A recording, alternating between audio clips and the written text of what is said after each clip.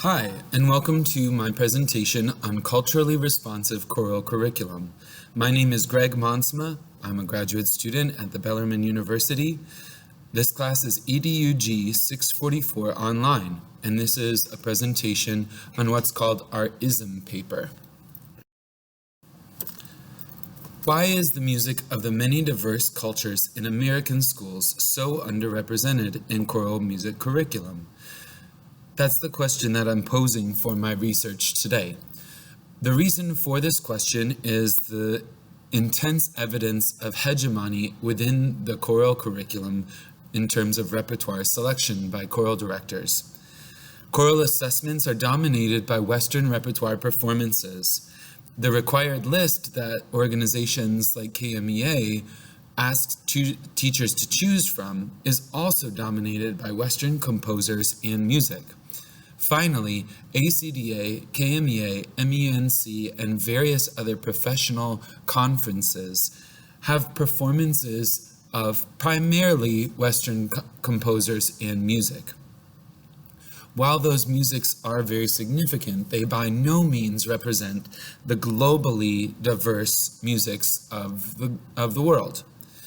So, the significance of this hegemony is the following. It devalues repertoire from other cultures. It undermines connections with students of other cultural backgrounds, and it contributes to the Eurocentric hegemony in American musical study. When teachers choose repertoire to be performed, there are several competing objectives in their curriculum design.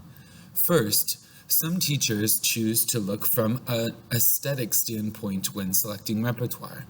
The issues with that are whose cultural aesthetics are presumed to be valuable.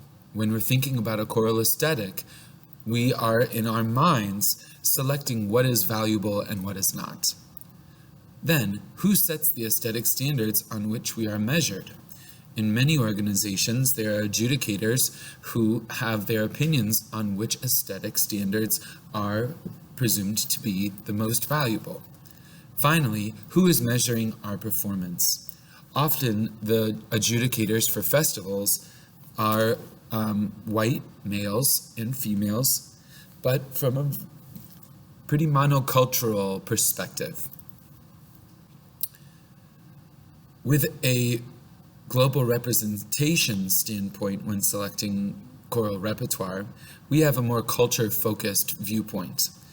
Which cultures should be validated through their performance? That's a question that you must ask yourself when selecting globally focused curriculum. What global music is appropriate for our ensembles? And how does one choose a song that is culturally authentic? Several important quotes in her research, but two that really struck me are the following. Since music is one of the most intimate expressions of identity, indeed the skin that we sing, then to reject a person's music can only feel as though we are rejecting him.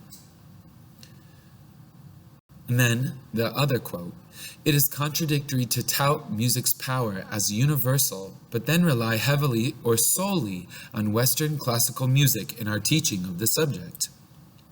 When I read these quotes, that really struck me as something that's very important to consider. When we say things that are non-Western or non-Eurocentric are less valuable or less important aesthetically, we are rejecting the culture of many of our students. Finally, when we only keep a very Eurocentric standpoint, we are not recognizing the global significance of many cultural musics. By choosing multicultural music, we can further broaden our students' perspectives, but also acknowledge the value of those aesthetics within the broader choral repertoire.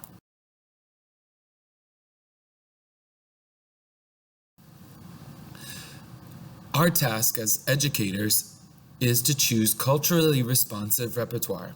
The benefits are very significant.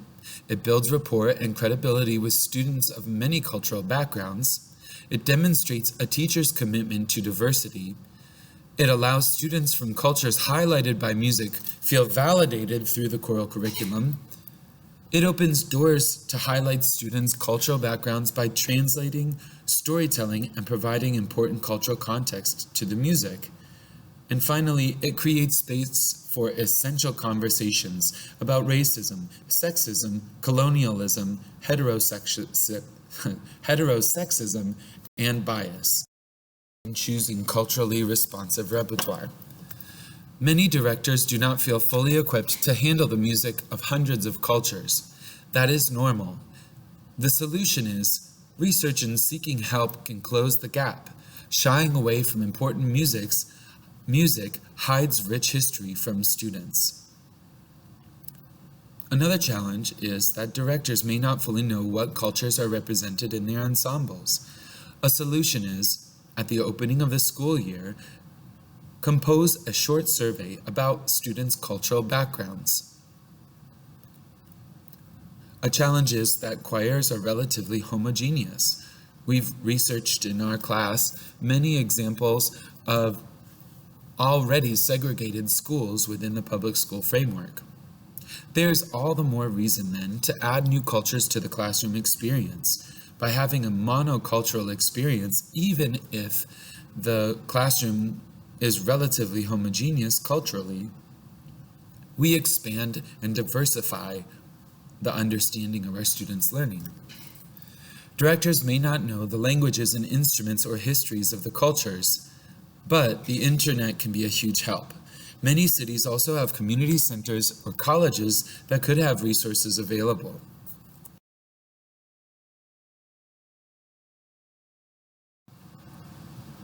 When seeking authenticity, one must avoid bias. The ways to do that are the following. Seek out high-quality publishers, arrangers, and composers.